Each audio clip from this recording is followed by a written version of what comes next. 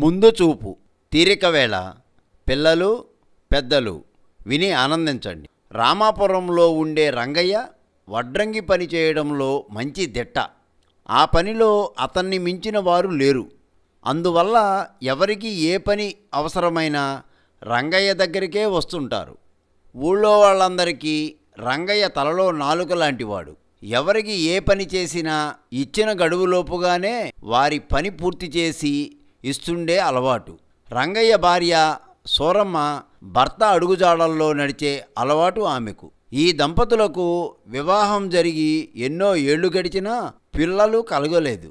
ఎన్నో దేవుళ్లకు మొక్కారు, ఎందరో యోగుల్ని దర్శించారు, అయినా పిల్లలు కలగలేదు. అనుక్షణం పిల్లల కోసం తప్పించిపోతున్నారు. రోజులు ఈ విధంగా గడుస్తుండగా సూరమ్మ గర్భవతి కావడం, మగపిల్లవాడు కలగటం జరిగింది. ఆ దంపతుల ఆనందానికి అంతులేదు. కొడుకుని ప్రాణ సమానంగా పెంచుకుంటూ అతనికి గోపయ్య అని పేరు పెట్టారు. గోపయ్య పెరుగుతున్న వయసులో వడ్రంగి పనిని తాను ఎలా చేస్తున్నది చూసి నేర్చుకోమని కొడుకు చెప్తుండేవాడు. వాడికి కూడా ఈ పనే ఎందుకు, అందులో వాడికి ఏమంత వయసు మీద పడిందని అని చెప్తుండేది భార్య సూరమ్మ. ఎందుకో రంగయ్యకి గోపయ్య అమాయకుడిగా కనిపించాడు. రంగయ్యకు కొడుకు గోపయ్య తెలివితేటలు చూడాలని అప్పుడప్పుడు డబ్బు ఇచ్చి లెక్క పెట్టమంటూ ఉండేవాడు. ఏ నోటు ఎంత విలువో కూడా తెలుసుకునేందుకు ప్రయత్నించలేదు. అప్పుడప్పుడు తల్లిదండ్రులు రూపాయి పావలా ఇస్తే అవి ఏ గూట్లోనో పెట్టి మర్చిపోయేవాడు. అప్పుడప్పుడు డబ్బు నోట్లు చూపించి వాటి మీద ఎంత అంకె ముద్రించబడి ఉంటే ఆ నోటు అంత విలువని చెప్తుండేవారు. అవన్నీ విని తెలిసిందని తలుపుతుండేవాడు. ఆ ఊరికి ప్రక్క ఊరు అంటే 10 కిలోమీటర్ల దూరంలోనే మరో గ్రామం ఉంది. ఆ గ్రామం ఆ ప్రాంతంలో ఉన్న పెద్ద గ్రామాల్లో ఒకటి. ఇలా ఉండగా సూరమ్మ సొంత తమ్ముడు సాగరయ్య ఆ ప్రక్క ఊరిలోనే ఉంటున్నాడు. అతడు అక్కడ చిల్లర కొట్టు, బట్టల కొట్టు పెట్టుకుని జీవితం సాగిస్తున్నాడు సాగరయ్య.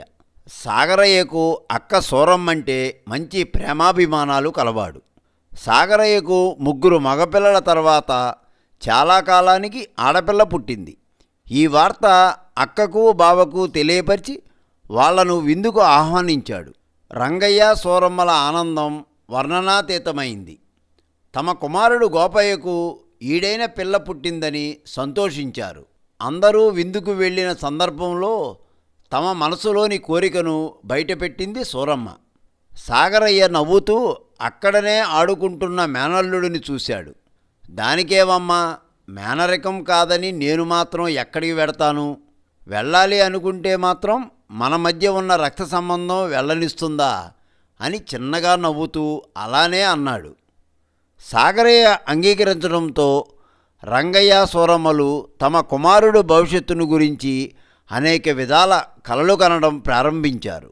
గోపయ్య మాత్రం పెరిగే వయసులో అల్లరి చిల్లరి వాళ్లతో స్నేహం చేయడం, ఊర్లు పట్టుకుని తిరగడం వంటివి చేస్తున్నాడు. గారంగా చూసుకుంటున్న తల్లిదండ్రులు ఎంతగా చెప్పినా వినిపించుకోవడం లేదు. తను తన తిరుగుళ్ళు తప్ప అతనికి వేరే ధ్యాస లేదు. ఒకసారి సాగరయ్య అక్క సూరమ్మ ఇంటికి వచ్చాడు. అక్కడ పరిస్థితిని గమనించాడు. గారంగా పెంచబడుతున్న గోపయ్య ఆ ఊరిలో ఉంటే బాగుపడడు అని అనిపించింది. తన కూతురుని ఇచ్చి పెళ్లి చేయాలంటే గోపయ్య ఆ ఊరిలో ఉంటే బాగుపడనిపించింది. తమ ఇంట్లోనే ఉంచుకొని అతను కొన్ని పద్ధతుల్ని అనుసరించేటట్లు చేస్తే వృద్ధిలోకి వస్తాడనిపించింది. ఈ విషయం అక్కకి బావకి చెప్పాడు. గోపయ్య యోగక్షేమాలు, భవిష్యత్తు తాము ఎంతగా మెరుగుపడాలని అనుకుంటున్నారో పిల్లను ఇచ్చి పెళ్లి చేసే మామగా సాగరయ్య కూడా తమకన్నా ఎక్కువగానే ఆలోచించి తమ కొడుకుని దారిన పెడతాడనిపించింది. వాళ్ళు అభ్యంతరం చెప్పలేదు. సాగరయ్య చెప్పినట్లు చేయడమే మంచిదనిపించింది. కొడుకుని పంపేటందుకు అంగీకరించారు. అంతేకాదు, వాళ్ళు ఉండేది దగ్గరలో ఉన్న గ్రామమే కనుక తాము వెళ్ళి పిల్లాడిని చూసుకుంటుండొచ్చు, పిల్లాడు తమ ఇంటికి వచ్చిపోతుండవచ్చు అని అనుకున్నారు. ఈ విషయం సాగరయ్యకు చెప్పగా అందుకు సాగరయ్య అంగీకరించలేదు. అక్క, అమితంగా గారం చేసి పెంచుతున్న మీరు రావచ్చు, పిల్లాన్ని చూసి వెళ్ళవచ్చును, కానీ వాడిని మాత్రం ఇక్కడికి పంపడం ఉండదు. పంపితే పాత స్నేహితులతో తిరుగుతుంటాడు. వాళ్ళు వాళ్లతో పాటు దారి మళ్లించే అవకాశం ఉండవచ్చును అన్నాడు సాగరయ్య. రంగయ్య సూరమ్మలు మొహాలు చూసుకున్నారు. మీ భావన నాకు అర్థమైంది. నేను పంపడం పంపకపోవడం కాదు, వాడిని నా వెనకే తిప్పుతూ కొట్లో కూర్చోబెడుతుంటే రూపాయి యొక్క విలువ వాడికి తెలుస్తుంది. రూపాయి విలువ ఎప్పుడైతే తెలుస్తుందో అప్పుడే వాడికి మీ ఊరు రావాలని, పాత స్నేహితులని కలవాలని ఉండదు అన్నాడు సాగరయ్య. రంగయ్య సూరమ్మలు మారు మాట్లాడకుండా తమ కొడుకుని పంపడానికి అంగీకరించారు. ఆ రాత్రికే తిరిగి తన ఊరు వెడతానన్నాడు. రాత్రికి ప్రయాణం చేసి ఉంచితే వెంట తీసుకువెడతానని చెప్పాడు సాగరయ్య. ఈ విషయం తల్లిదండ్రులు గోపయ్యకు చెప్పగా మేనమామ గారింటికి వెళ్లేందుకు, అక్కడే ఉండేందుకు గోపయ్య అంగీకరించాడు. అనుకున్న విధంగా ఆ రాత్రి సాగరయ్యతో గోపయ్యను ప్రయాణం చేసి పంపారు రంగయ్య సూరమ్మలు. గోపయ్యను చదివించాలని తల్లిదండ్రులు వాళ్ళ ఊరిలో ఒక చిన్న పాఠశాలలో చేర్చగా గోపయ్యను చదివించేందుకు ప్రయత్నిస్తూ వాడు చేస్తున్న తొంటరి పనులు కారణంగా పంతులే తను చదివిన చదువునే మర్చిపోయే స్థితికి వస్తున్నట్లయి. అందువలన గోపయ్యకు చదువు అబ్బకపోగా తోటి బాలులతో అల్లరి చిల్లరి పనులకి అలవాటు పడ్డాడు. సాగరయ్య గోపయ్యను తీసుకువెళ్ళాడు. తన కుమారులకు అప్పగించాడు. వాడికి చదవడం రాయడం మాత్రమే కాకుండా లెక్కలు నేర్పమని చెప్పాడు.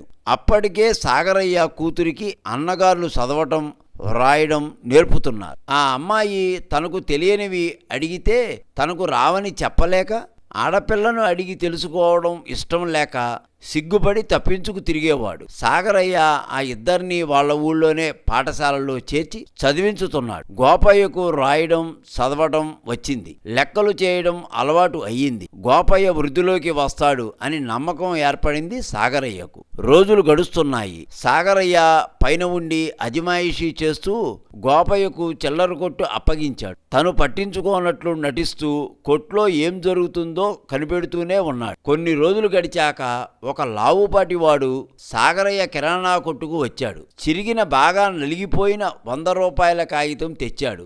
ఆ కాగితమును గోపయ్యకు ఇచ్చాడు. అబ్బాయి, ఇదిగో 100 రూపాయలు, కిలో మినపప్పు కట్టి ఇవ్వు, మిగతా చిల్లర ఇవ్వు అని అన్నాడు. గోపయ్య సరేనన్నాడు. ఆ కాగితం గల్లాపెట్టులో వేసుకున్నాడు. వెంటనే అతను అడిగిన కిలో మినపప్పు పొట్లం కట్టి ఇచ్చాడు. మిగతా చిల్లర ఇవ్వమన్నాడు అతను. చూడు బాబు, కిలో మినపప్పు 20 రూపాయలు, నువ్వు నాకు ఇచ్చింది 100 రూపాయలు కాగితం, చిరిగిపోయింది, పనికిరానిది, అందువలన ఆ నోటు నా వద్దనే ఉంటుంది. కిలో పప్పు 20 రూపాయలు పట్టుకు వచ్చి ఇచ్చి నీవు ఇచ్చిన పడని నోటు నువ్వు తీసుకుపో అన్నాడు. ఆ నోటు నీ దగ్గరుంటుందన్న నమ్మకం ఏమిటి? లావుపాటివాడు అడిగాడు. నీ నోటు ఎలాగూ పడదు, నాకు కిలో పప్పు ఖరీదు దండగవుతుంది కదా, అందుకని మన ఇద్దరికీ దండగా అవ్వకుండా మా డబ్బు మాకిచ్చి నీ నోటు నువ్వు తీసుకువెళ్ళు అన్నాడు గోపయ్య. మంచి వ్యాపారమే అని గొనుక్కుంటూ వెళ్ళాడు లావుపాటివాడు. సాగరయ్య ఇంటికి రాగా గోపయ్య జరిగిందంతా వివరించాడు. ఇప్పుడు వాడు కిలో పప్పు డబ్బు పట్టుకు రాకపోతే, నోటు మారకపోతే మనకు నష్టం కదా అన్నాడు సాగరయ్య. ఎట్టా దండగవుతుంది మావయ్య, మన ఊళ్ళో చిరిగిపోయిన నోట్లు తీసుకుని 10, 5 తగ్గించి ఇస్తారు కదా, అప్పుడు మనకు లాభం కదా అన్నాడు గోపయ్య. సాగరయ్య తృప్తిగా ఊపిరి పీల్చుకున్నాడు. అసలు విషయం ఏమంటే ఆ లావుపాటి వాడిని పంపింది సాగరయ్యే. అదేవిధంగా మరో 2 పంపాడు వేరువేరుగా. గోపయ్యకి వ్యాపార పద్ధతి అలవాటయింది కనుక విడిగా గోపయ్య చేత ఏ వ్యాపారం అయినా చేయించవచ్చును అని అనుకున్నాడు. క్రమేపీ గోపయ్య వృద్ధిలోకి రావడంతో అనుకున్న విధంగా తన కూతురుని గోపయ్యకిచ్చి పెళ్లి చేశాడు. అందుకే ఏ విషయంలోనైనా ముందు చూపు ఉండటం మంచిది అన్నారు.